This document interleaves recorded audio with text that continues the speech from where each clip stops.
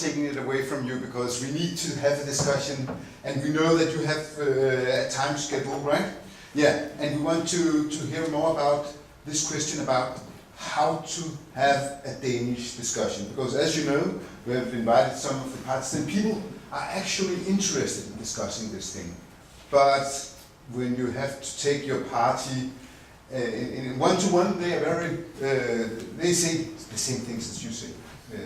But when we take them to represent themselves or their group, then things get complicated. And we need this discussion. And I totally agree with you that we should, of course, think of it like a success, but I think that debate in itself is important. And I think that if you pronounce that you will take debate, even if it will be very interesting tomorrow, but also in 6 months, and even in 3 months or later. So if you had that possibility, that would be very, very helpful. And I think you would be the first European Parliament to take this discussion. So I think it's a working process. No, it's not good. Then we can take examples from others. Good on that. But at least I think that that would be a very helpful thing. And I just, if anyone has a question, just mark. Also, if you think about, because now we're talking about a lot about laws and rules and the right to vote, but it's also something about identity and things. Please take the word. And then I will ask Shuri to stand up and say something about your thoughts. But we just take some of the questions first. Shuri? Yes, please. Okay. Before you all start cozying up to Cameron, he was dragged, kicking and screaming to Scotland to say, okay, we'll have the referendum. He didn't want to have it. He was forced to have it. He couldn't avoid it. And he didn't come up with a better together. So somebody else did. He certainly did not want it. So talking about Cameron sending love letters or words to Scotland is simply not true. He didn't want it. And another fact is that they were not sweet-talking the Scots. They were threatening them. You can't keep the pound. You can't stay within the EU. Even our own Danish foreign minister travelled to London. I was right behind him in the plane, to be interviewed by the BBC to threaten Scotland that the EU wouldn't accept them if they voted yes. Please so present yourself. My name is Niels Lindvik. So again, Denmark didn't want Scotland independent, not even with Scotland staying within the British pound and within a sort of union and with the British Queen. No, we didn't want that. So where should the support for a Catalan parliament come from? I have difficulty in seeing it, but anyway, maybe you do. And maybe Denmark could. But what would happen? Italy won't. I mean, Italy can't stick together anyway. Almost. Sweden, Norway, Finland, would they do it? Nope. They didn't even sign the ILO agreement because Norway did lately. But because of the Sami people in the northern part of Scandinavia, they want independence as well.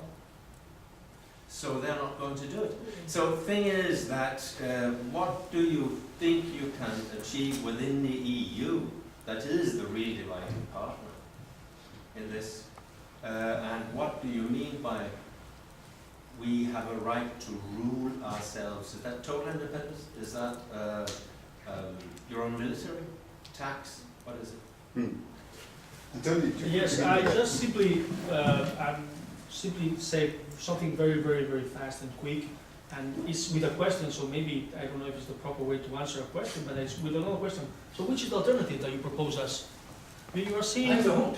There's no, so we said we go home, and we talk about the football I'm asking you a Barcelona. question. I'm not answering yours. No, yeah, well, because, I mean, it's this apocalyptic panorama that you gave us, without no possible democratic solution with a non-possible success in our democratic non-violent claims is not only nihilistic, but it's also pessimistic. So this is my answer. Thank you I'm very not much. a nihilist. So don't go there. I take offense from that. So I'm not. But the thing is that what I painted up was pure fact. There was nothing in what I said that isn't a fact. Royal, please. Yes. Yes, thank you so much. Well, I agree with you. There were lots of nasty messages from London to Edinburgh, but there were also positive messages. I didn't mention Mr. Cameron. I mentioned the UK institutions, and you're right, it was not Cameron but Brown who sent the most positive message to convince Scots to remain part of the UK. You should visit Catalonia, or you should visit Madrid or Spain, and see the kind of messages that Madrid is sending to Catalonia, and you can compare them to the kind of messages that you mentioned. When they threaten you with a boycott, a commercial boycott, when you have military men offering public statements, when you have, for instance, pictures of big military lorries carrying tanks from Zaragoza to Barcelona, officially to replace the tanks which are already based in Barcelona. We did not know that we had tanks in Barcelona. And that happened 3 days before that 9 November vote. I'm talking about this kind of negative messages, and not a single one which was positive. We want you Catalans because we think that we can be a happy family all together. There is only when there is a kind of a positive message. It's about the amount of money that Catalonia is transferring to the rest of Spain. So in the end, it means that they don't want Catalans. They want the money and they want the territory. And some members of the Popular Party, the ruling coalition, have made it clear, if you want to leave, okay, go away and leave the territory because this is ours. I'm talking about this kind of messages. And I'm talking about a democracy, a solid and sound democracy, which is the British one, and a very young democracy, which is the Spanish one, which spent more years under a dictatorship in the last century than in a democratic system. On the EU issue, and about what you're asking us about the allies or possible allies that we may have, we know, we're alone, we know, but we also have to explain ourselves in our neighboring countries or in the member states of the EU or to the international community. And we do know, and we've seen it in previous examples in previous self-determination processes, that the international community, and especially the European Union, is very, very pragmatic. They will never encourage us to go ahead, never. But once there is a clear democratic mandate, once there is fait accompli, they accept it and they accommodate the new reality. We know it. And we know that we need first a democratic mandate with a clear majority, and then we have to go ahead. And there may be very negative messages, even threats coming up from other capitals. It happened to Slovenia. Slovenia held a vote, a self-determination vote, with a clear victory of the pro-independence camp. And 6 months later, it declared independence. 2 days before declaring independence, the European Commission was stating that the European Union will never accept an independent Slovenia being part of the EU. And here you have them, members of the EU using the euro, so on and so forth. So, I mean, we have studied this, and we understand that it's going to be very difficult to have allies before we have this democratic mandate. That's what we're looking for right now. And finally, on the EU still, we want to be part of the EU. We are very pro-European. Our history has always been linked to the history of Europe's peoples. But of course there is life outside the EU. We know it too. But first we want to be part of the EU. If we are expelled, something which I cannot foresee because that's against the interest of everybody, against the interests of Catalonia, Spain, but also against the interests of all the members of the EU who have many economic and any kind of interest in Catalonia. But if it happens, there is life outside there. It's life outside EU. And before I give the word to Shuri, and then I'll come back to questions, just you asked what do you want, your own military, your own, etc. I read a very interesting article in Jyllandsposten, Kronik, where a Catalan said, actually what we want is Danish, and she was looking toward Denmark, she was living in Barcelona or somewhere in Catalonia, said Danish welfare system, a community where we can share, have actually higher taxes than we have in Barcelona, and share, have a welfare system that is not a possibility in a fragmented system where you have these big units. So what we want is a welfare system. We want Denmark in Catalonia, maybe. Shuri, please take the word and then be part of the discussion. I will invite you up here, so you will now be seated up here. Okay. And I would like to hear about what you think about things. Yes? Yeah, I just need some note on my iPhone here. I think, first of all, before you romanticize too much what happens in Canada or England and so on, you must remember that it is within the DNA of any state to keep its borders. It's rule number one, keep your borders, you know. As Lincoln said, if I can keep the Union together by freeing all the states, I'll free all the slaves, I'll free all the slaves. If I can keep the Union together by freeing some slaves, I free some slaves. If I can keep the Union together by freeing non-slave, not a single slave, I won't free a single slave. This is the number one issue for any leader of any country, keep your borders together. It's the same goes for Canada and England, for Britain. So don't be too naive when it comes to that. I have been engaged in the debate about what happens in Catalonia, even if it's an internal issue within Spain, because as a European, this is also an internal European issue, and as a politician and as a European, I don't like what happens within the European Union, right in the center of Europe, having 600, 700 prisoners, Basque prisoners in Spanish prisons, many of whom we must call some kind of political prisoners, not having committed anything that can be called terrorism. Many of course, have links to ETA, but many of them are, we can't call them anything but political prisoners within the European Union. It's horrifying. I don't like governments playing the legal card, saying some kind of political will is illegal, some kind of political democratic majority is illegal, so we play the legal card. This is we can't take the debate because it's illegal.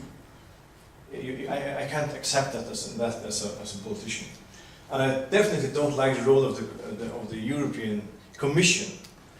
The role of the European Commission should be taking care of all Europe, not representing the states, but representing Europe as a whole.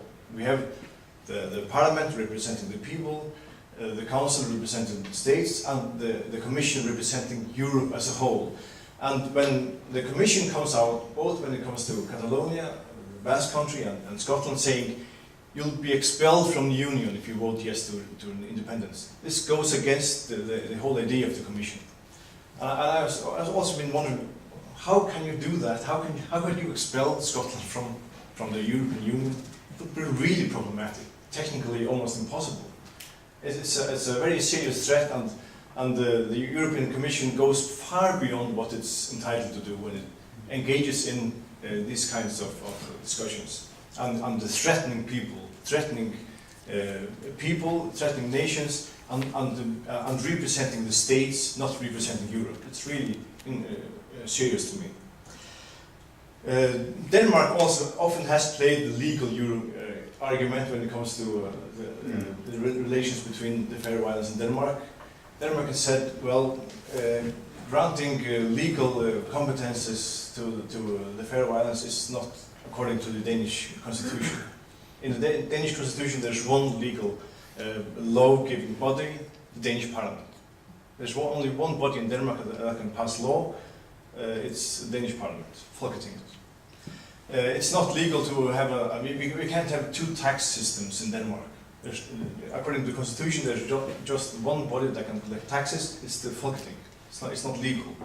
It's not legal that we can pass the powers of the subsoil of controlling an oil industry to the Faroe Islands. It's not legal. It's against the constitution. It's not legal to pass powers to the Faroe Islands so that they can negotiate with other countries about fishery, about trade and so on. It's not legal. It's against the constitution. This has been said again and again and again. But then things have developed and they've seen the need for it. There's been a political need for it because in order to keep the stability within the kingdom, it's been necessary.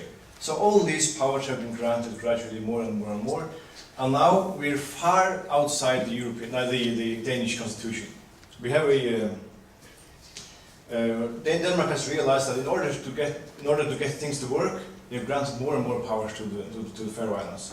And this is not because they follow another strategy when it comes to keeping the kingdom together. They follow this strategy called divide et impera, divide and rule. Because this is how they get stability. Spain follows another path called centralism. So it's two ways of getting getting the same result, namely keeping the kingdom together. We have now in the Faroe Islands what the Scottish National Party wanted, the Devo Max. They wanted the Devo Max on the bill, you know, and this is what we have: total power in all internal issues and the power to negotiate with other countries when it comes to trade and fishery and so on. There's not one single law passed in the Faroe Islands that's not gone through the Faroese parliament, not one single one. So we have a Danish constitution describing a unitary state with one parliament, one foreign policy, and so on. But we have a reality that's totally different. We have a federal state in reality. And it's very difficult to get the Danish government to recognize this fact, because it's happened gradually, and they keep saying that, well, what describes the Danish kingdom is the Danish constitution. Well, it's not. You can't see Faroe Islands anywhere in the Danish constitution. It doesn't say anything about the Faroe Islands, not a single word, nothing. It says that two representatives from the Faroe Islands are elected to the Danish parliament. Well, that's it. It says nothing about the political systems or anything. It's just happened gradually. What I think we need in Faroe Islands is a legal framework that you know is in accordance with the political reality, namely that there is some kind of federal state and we have these powers, and we have them also legally, not just because there's a goodwill in Denmark. This all said, I must say that Denmark has been very liberal and never saying no to anything. Which sometimes we have had long negotiations when we demanded the right to control the subsoil, the upcoming oil industry in the Faroe Islands. It took 17 years. The Danish government saying no, it's absolutely not possible. It's illegal. It's unconstitutional. It can't happen. After 17 years, it happened anyway, and we even further outside the Danish constitution. So please don't be too naive when it comes to that. It's another way of reaching the same result, namely keeping the union together. But when it comes to Catalonia, I think definitely we should have a debate in the Danish parliament, parliament about this, because this is an internal European issue to me. This is democracy being blocked within Europe. This is 700 people being imprisoned within Europe for political activity. This is definitely something that can be discussed in a parliament in the European Union, to me.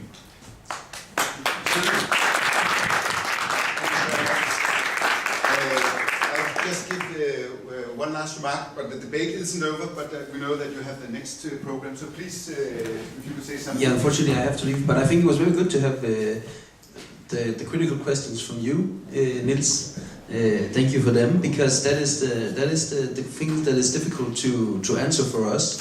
But I think also Shooter actually answered it very well, because as you said, if you look into the Danish constitution, there would be no rights for the Faroe Islands if you took things as they were before. There was nothing like 70 years ago. There would be nothing that would grant the Faroe Islands anything, but things changed, and that is due to political strength. That is due to political will. And that is perhaps and political debate, and that is perhaps the important lesson learned, that things can change if you discuss, if you act, and that's also I have to go, unfortunately. Now it's very bad. It's a very bad habit of politicians to say I would like to discuss with you and then leave, but I'm doing it anyway, and then I'm saying that let's discuss another day. To continue, and now we will have both Shudu and I for a good cup of coffee, and we can discuss how to deal with it in the Danish plenary. So thank you, and I will run.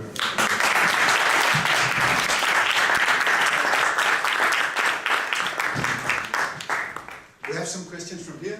Please say your name and your question. My name is Jordi. It's just a pity that he actually is leaving, because I had a couple of questions about Greenland and the Faroe Islands. Sorry? That's for sure, so that's okay. Okay.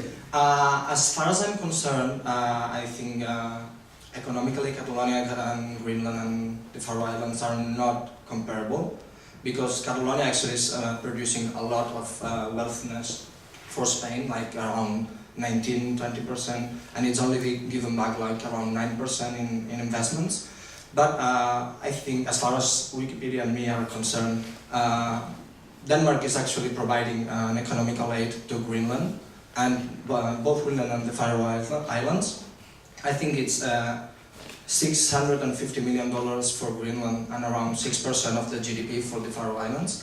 So the current situation is like Denmark providing aid to these two lands that, so the loss of these two lands wouldn't be an actual threat for Denmark, because even though these two lands are like productive and they have this their own industry and their ways to survive with exports and all stuff, it wouldn't be a real threat to the economy of Denmark. And that's the main difference with Catalonia, that it's a hidden argument that they haven't showed so far, but maybe just in the shadows they think it is that Spain without Catalonia would have real economical troubles. Catalonia might have troubles without Spain because it's like the main exportation market. But even though the exportation of Catalonia have raised during the last days, Catalonia has seeked the international market, so it's not a problem. I mean, we can solve that. So I think as long as Denmark and Greenland and the Faroe Islands are not, the loss of these two territories are not a loss for a threat and for Denmark economy, I think this is the main reason, apart from the democratic behavior, the main reason they are allowed to hold a vote. And I would like to know people from the Faroe Islands and Greenland, their opinion about that. I mean, what could be their, if Denmark is willing to keep their economical help after hypothetical secession, and what would be the benefits and the dangers for Denmark if that happened? I can tell you that my father-in-law proved how much Denmark earns from having the Faroe Islands and Greenland as part of their NATO budget. You know that, Shuri. So I know you have also some other arguments. Yeah, well, it's true. Denmark provides like 100 million euros to the Faroe Islands each year, but all the exports of the Faroe Islands comes through Denmark. You know, and well, I was in a meeting in the foreign ministry some months ago where one senior advisor said, well, the biggest security threat to Denmark right now is the independence process in Greenland and maybe also in the Faroe Islands, because without Greenland and the Faroe Islands, who would like to talk to us then? Because it's geopolitical, enormous, geopolitically it has an enormous importance to Denmark. Now it's a country that goes from Germany to the North Pole. Without Greenland and without the Faroe Islands, it would be very marginal. Now Denmark has a very important position within the NATO, within UN, within the Arctic Council and so on. Without Greenland and the Faroe Islands, it would be very much diminished. So this is the importance, of course. But the thing is also that in the Faroe Islands there live just 50,000 people. Having their own state is very, very difficult. You know, the embassies and so on.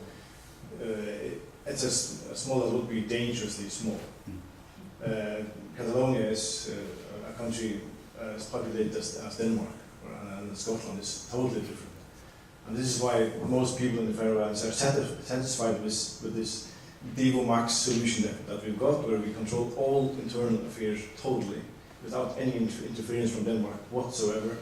When it comes, we've also been in last year in an international conflict with Denmark on one side and the Faroe Islands on the other side about fisheries.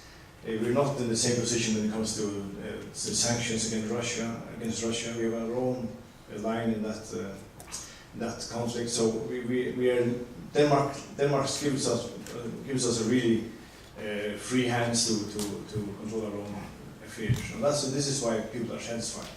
This is what Denmark understands, and it is very wise, I think.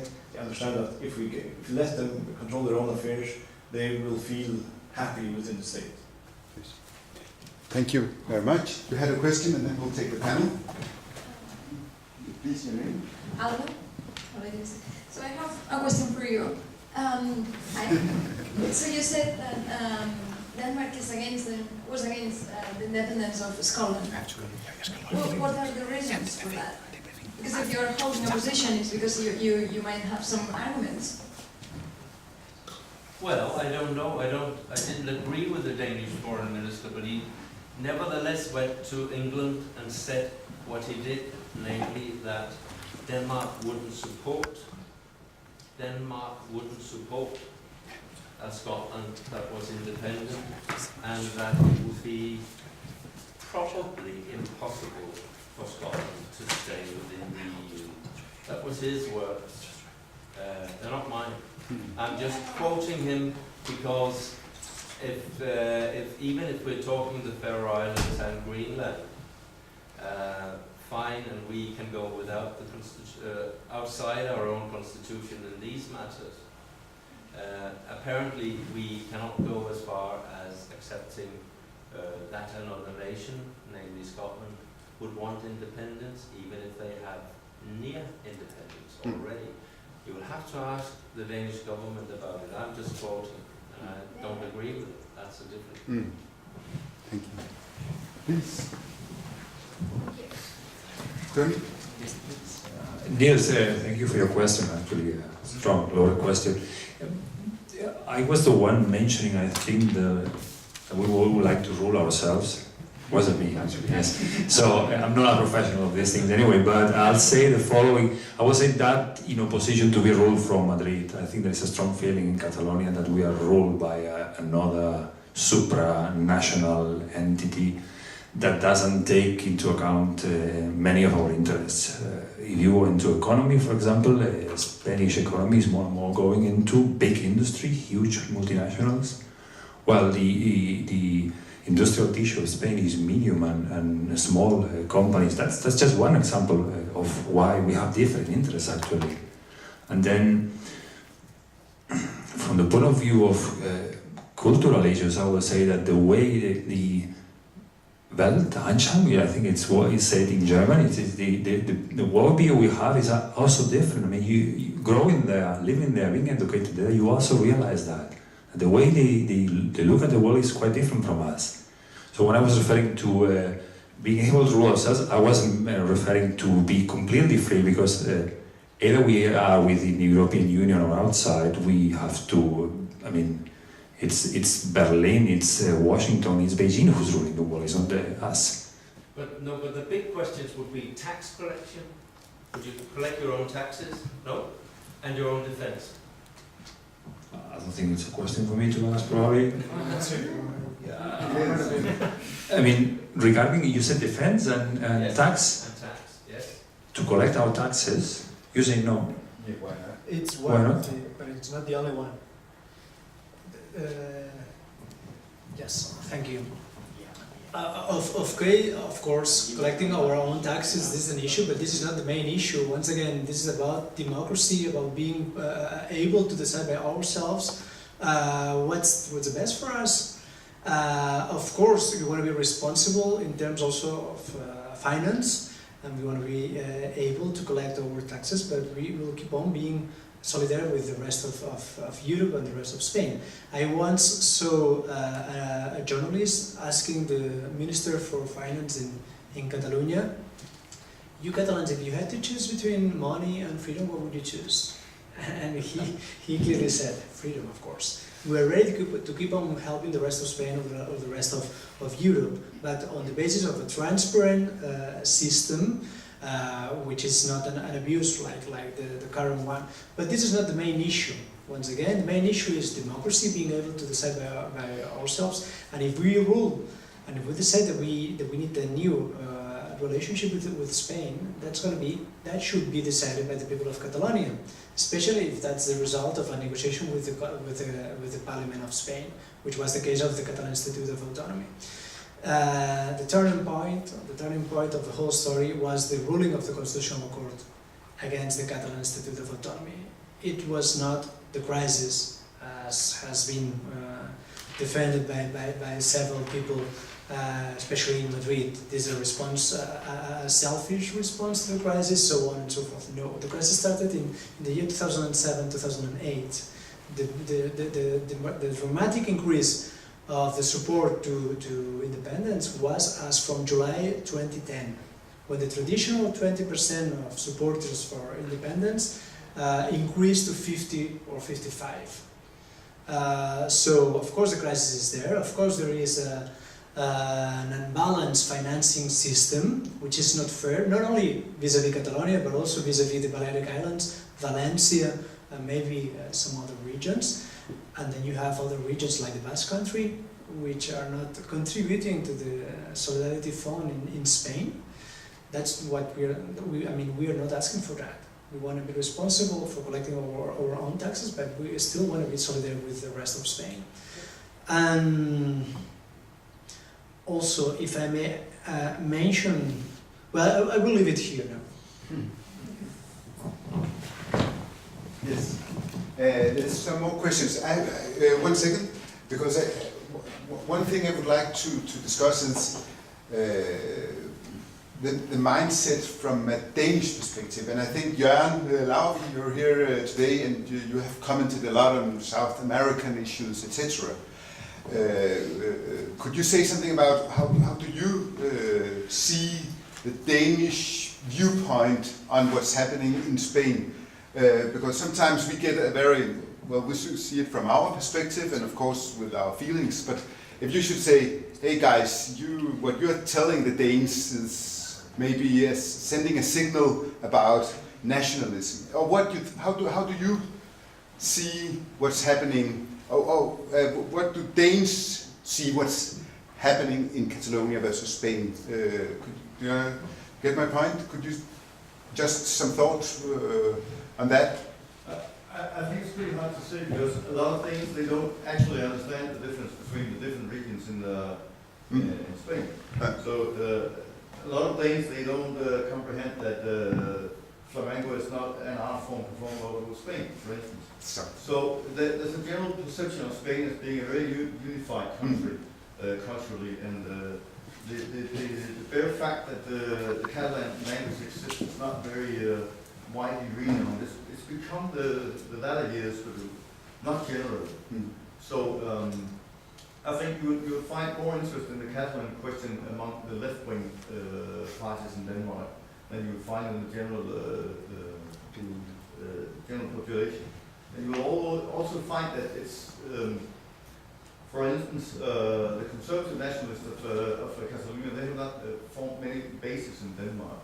Well, you can see we have the left-wing Green Red Party here present today. They think about the question, but the right-wing nationalist parties, if you call them that in Denmark, they don't have any context to the Catalan nationalists on a formal level.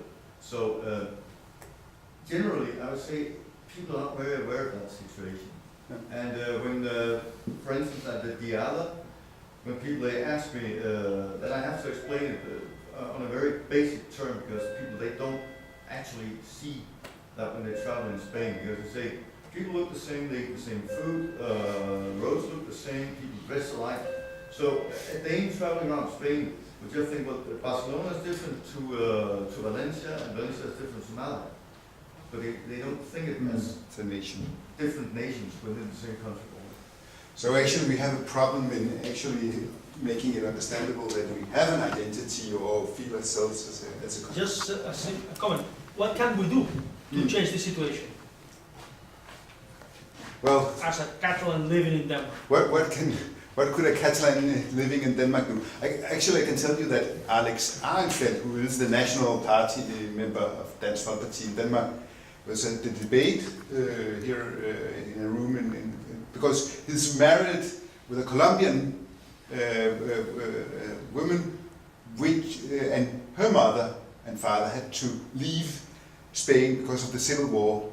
And they were Catalans, so he has a heart for Catalonia, so we have to use him. But what do, in general, to explain ourselves in Denmark, what can we do to change this interpretation of what Catalonia is independent? Would you have some comments on that? Some. Thank you very much. It would be a very long process because, I mean, Danes have been traveling, for instance, to Germany for generations. And a lot of Danes, they don't even understand the big difference there will be between somebody from Hamburg and somebody from Munich. They would just see it all more like as the same, because it's different in the same way, if you could say it in that manner. So the point will only be to try to sell, I mean, Barcelona, not the football club, but the city, is in itself the most popular single destination as a city for Danes to travel. But, and that could be a lever to heighten the awareness of the Catalan identity. But it is hard because, I mean, when I first started traveling to Spain almost 40 years ago, people they thought that Italians and Spaniards were almost the same. So it is hard to cut out a very specific national identity. But you can go some way. Even if Danes don't know the difference between the United Kingdom, Great Britain and England, and always say England when they mean Great Britain, and don't know what the United Kingdom is, they know a lot about Great Britain and the United Kingdom. So you can go a long way by starting bottom left corner and working your way forward. I come from here. Yeah. My name is Eric Jensen. I come from the Danish newspaper Politikken, and I'm not totally agreeing with my colleagues down there. It's of course difficult, but it is happening slowly. I've been living in Barcelona for 2 years, being a correspondent for my newspaper.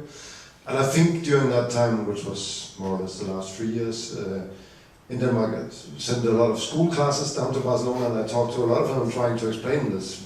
So at least there's an awareness, and also believe that if more Catalan people, some of them living here, would write like articles in Danish press, like chroniques. I'm not really sure what it's called in English. I'm sure the guys down there know it. Columns. That would be one very helpful thing, because the Danes may be not aware of the difference between Hamburg and Munich, but they are very interested people, and they are very curious people. So if to hear from you, for example, writing a post in my paper, for example, would be, there's a face, there's a Catalan face living here, explaining me this in his own words, like you just did before. I think that would be extremely helpful to understand the situation. And also in all my articles, I tried to, of course, explain it, and got many angry answers from the Spanish embassy here in Denmark. So it's also difficult from this perspective, but I think it's mainly up to yourself to try and explain it, put a face on it, and I think it's beginning to happen, because when La Diada in 2012 happened, some of my editors said to me, oh, thanks God, it's still Spain, it's still a whole. But during the next 2 years up to now, it has changed a little bit, and people are more interested in what is it really that's going on there. So at least there's an openness, there's an interest. So it's really up to you yourself to try and develop on it, because of course it is a democratic process, and as we know, democracy takes a hell of a lot of time. Thanks. Thank you. Jan, short comment. I just want to add something that if you want to explain these things, you also have to make some relevant allegories, because, for instance, I interviewed some time ago, some years ago, I interviewed Javier Asayus from the National Basque Party, and he compared the situation of the Basque country to the occupation of Nazi Germany of Denmark, and which by any historical standard, academically, is totally wrong. So people would just say, well, what's he talking about? So if you make comparisons, then make somebody that would make clever people say, well, that's the point, and don't make yourself look stupid like Asayus did. Raoul, please. Actually, I have a remark. My name is Raoul, and I think that the debate is at two levels. Here we're debating about the self-determination, the right to vote. In Scotland, they already had this right, so they went to the debate of yes or no. We wish we had that, and then it would be a very nice debate why we should stay or why we should leave, economically, socially, etc. So there is what we are fighting for, and that's why we are here at the Parliament. We are not asking the government. The government, it's free to have an opinion, to say Scotland should stay in the UK or Catalonia should stay in Spain. That's a government. A Parliament is a different place. Parliament, it's represented with politicians, different opinions and values. And that's why we are asking the help of the Parliament in Denmark to fix Spain. I mean, I will tell you, before moving to Denmark, I worked 12 years among diplomats. And the first law of diplomacy is something is not broken, don't fix it. So there is a trend of not doing anything if it's not broken, of keeping the status quo, because change is unknown, and it's nothing. Nobody knows what's going to happen. So yes, we want to change, and we don't know what will happen, but we want to accept that change, and that's why we need help from, for instance, Denmark. Thank you. Thank you. A short comment from yes. Thank you so much. I think we have to admit that we have a problem of what is known as nation branding. Catalonia is not so well known as Scotland, as the Basque Country, or even as Greenland. And it's very much linked to the fact that it's not recognized as a nation by the state where it's part of. In the case of Scotland, it's crystal clear. It's got its own national football team, for instance. They can play as Scots. The main, let's say, nation branding items like skilled bagpipes and so on and so forth, they are known by everybody because the UK is proud of all these issues, and they see these items as an asset of their culture, of their country. In the case of the Basque Country, maybe it's due to the violent conflict that everybody has learned about it, because otherwise maybe they would have suffered a similar situation to ours, which is that Catalonia as such is not known. In the case of Greenland, of course, it's an island, it helps, if you compare it to Catalonia. Big one. It's clear that it's better known. But of course, in Catalonia we also have very good assets. Barcelona, which is the most, I would say the greatest asset, FC Barcelona as well. But then we have many assets of people, or let's say, elements which are Catalan and are not known to be Catalans. For instance, architect Gaudí, painter Dalí, operaman Carreras, cellist Pau Casals, Miró. We start being known also for our cuisine and this struggle between the Noma, which is not far away from here, and the Bulli. But it's been hard to communicate that this is part of Catalonia, or it somehow represents Catalonia, and that's due to the fact that for 40 years it has been hidden. Everybody knew about Barcelona or about José Carreras, but nobody knew that they were from Catalonia. And I would say that maybe thanks to this political conflict, this revolution of smiles, this is a great brand, I would say, we can well, we can improve the perception of our nation branding as well. We have to use it. And then on newspapers, this is a very good idea that you had. We've been trying to place op-eds signed by the President of Catalonia in several European newspapers. Also here in Denmark, and nobody accepted those op-eds. But we'll negotiate or do some business. Well, like about identity, I was in Malaga, not in Catalonia, in Spain this summer, and then I saw a television program in TV España where they were furious because they were saying, now they got mad in Catalonia. Now they say that Leonardo da Vinci is a Catalan and that the mountain behind Mona Lisa is Montjuic. They are getting mad in self-nationalism. And then I could only laugh, and that was national Spanish television. But I think you have a point saying we have to explain ourselves, not like trying to be the best of everything, but just to explain, and we have a thing. Jens, short, because then the 3 last questions, very short, and then we will stop on time. Jens, please. No, you. Sorry, Nils. Just about the vote is not going back in. Everybody agrees on that. You can't find one even very conservative paper in the world who doesn't agree that there should be a vote. So it will come, but it has to do with what and when. And when you are where you are now, and you have the vote, it might be a yes or a no, the big state will be weakened forever, and that's another fact. So you cannot put that genie back in the bottle. That's good. A short comment here. Yeah. I wanted to say that, my name is Martí.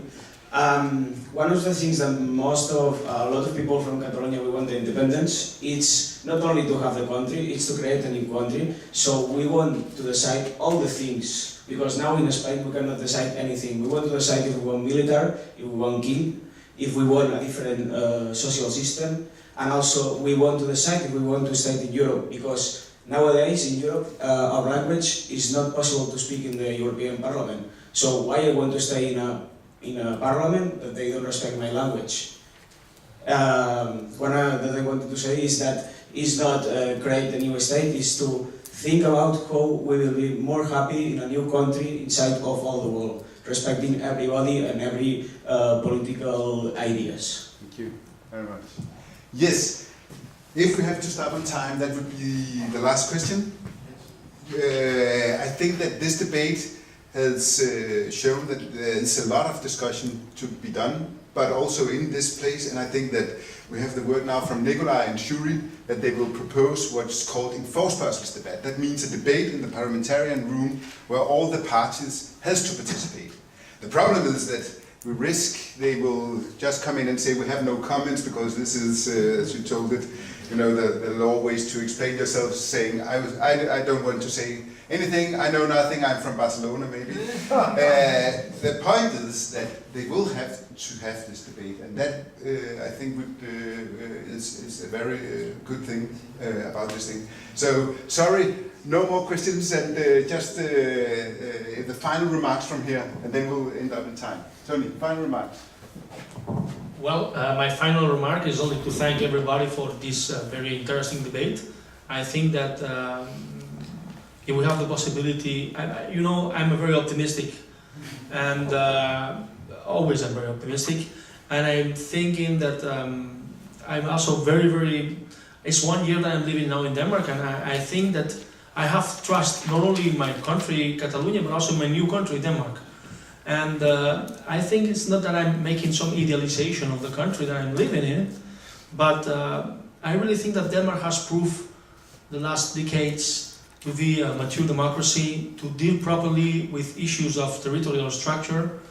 It has been a pioneer in recognizing countries, and I think that you guys will again show to the world how mature you are in our case. Thank you very much. So thank you so much for this invitation. I would just like to mention something which has not been mentioned so far, as far as I know, which is that we plan to hold snap elections in Catalonia in some months' time, which may become a kind of proxy vote on independence, as we could not hold a proper referendum or a consultation.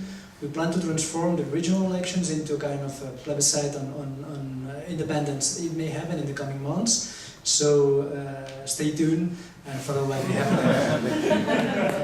I'd also like to thank the opportunity to be here today, and also the comments, particularly for journalists and for the Danish journalists. We have a lot to learn from you, because as you know, we are civil society, so we are just regular guys, and most of us were quite young. So we appreciate the possibility of keeping this discussion with you. Thank you, everybody. Thank you.